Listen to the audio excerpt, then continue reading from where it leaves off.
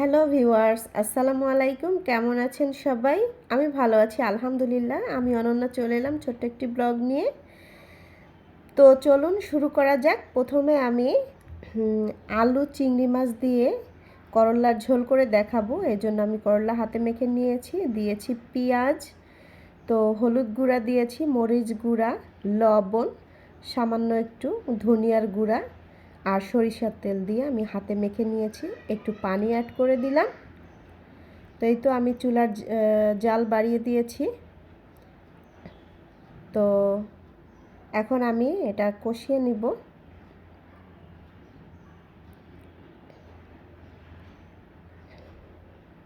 তো কষিয়ে নিচ্ছি। আপনারা এভাবে করলার ঝোল কে কে পছন্দ করেন কমেন্টে জানাবেন। তো আজকে আমি করলাও ভাজি করব।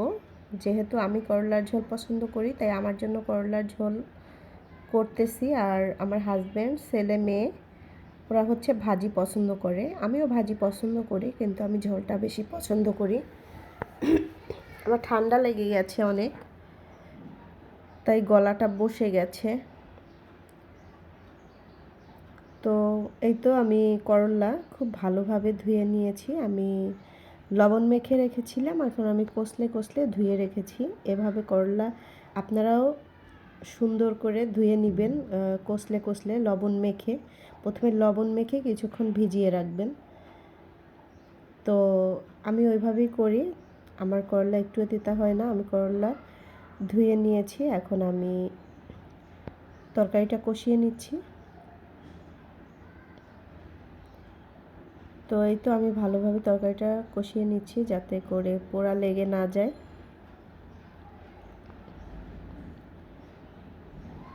তো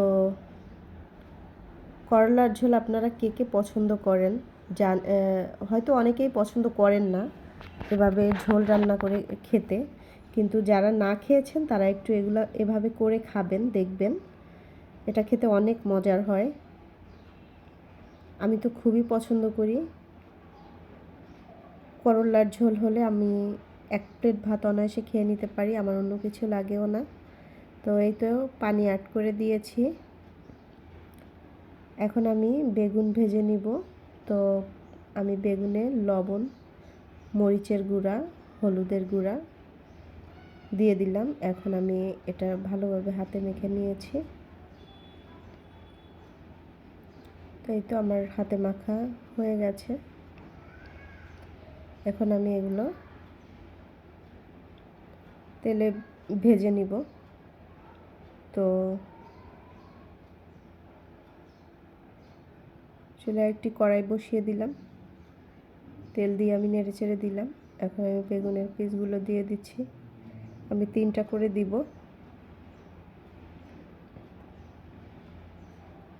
তরকারিতে বলক চলে এসেছে, এক পাশ হয়ে গেছে, তাই আমি অন্য পাশ ভেজে নিচ্ছি বেগুন।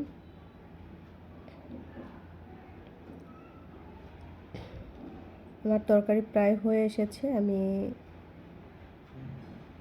লবণও চেখে দেখেছি, সবই ঠিক আছে।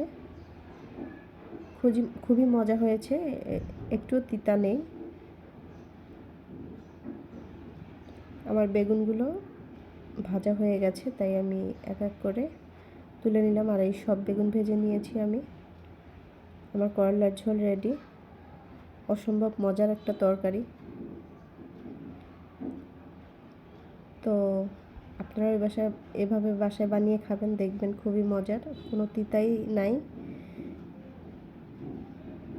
এখন আমি করলা ভাজি করে নিব।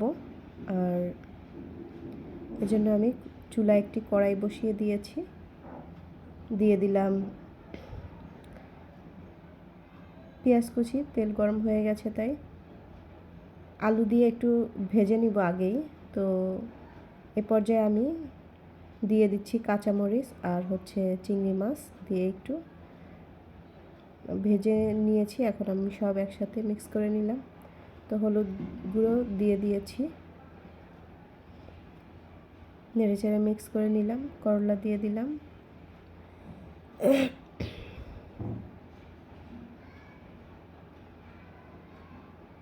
অনেকেই করলা তিতার ভয়ে খেতে পছন্দ করেন না।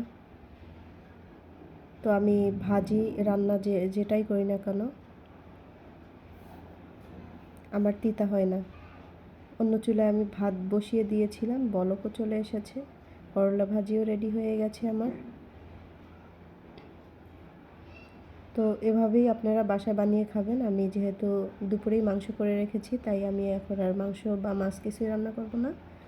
তো আমার ভিডিও যদি আপনাদের ভালো লেগে থাকে, প্লিজ দয়া করে একটি লাইক কমেন্ট শেয়ার করবেন, সাবস্ক্রাইব করবেন, যাতে করে নতুন নতুন ভিডিও নিয়ে আবার আপনাদের মাঝে হাজির হতে পারি। আজ এই পর্যন্ত। আল্লাহ হাফিজ। আসসালামু আলাইকুম।